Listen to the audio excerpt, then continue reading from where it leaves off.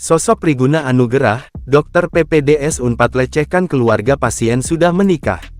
Sosok Priguna Anugerah 31 peserta program pendidikan dokter spesial PPDS yang diduga melakukan kekerasan seksual kepada keluarga pasien Rumah Sakit Hasan Sadikin RSHS Bandung.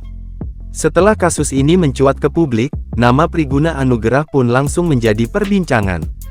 Diketahui, Priguna Anugerah merupakan mahasiswa PPDS dari Fakultas Universitas Padjadjaan Unpad yang merupakan peserta residen program spesial anestesi di RSHS. Berdasarkan kartu tanda penduduk KTP, Priguna Anugerah beralamat di Kota Pontianak dan tinggal di Kota Bandung. Diketahui, ia telah menikah dan memiliki seorang istri yang cantik.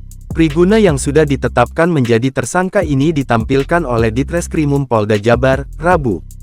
Kabid Humas Polda Jabar, Kombes Hendra Rohmawan mengatakan, Priguna telah ditahan sejak Maret tahun 2025 lalu.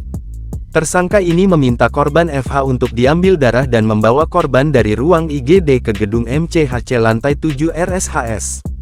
Korban sempat merasakan pusing dari cairan yang disuntikkan pelaku, dan selepas siuman korban merasakan sakit pada bagian tertentu, katanya.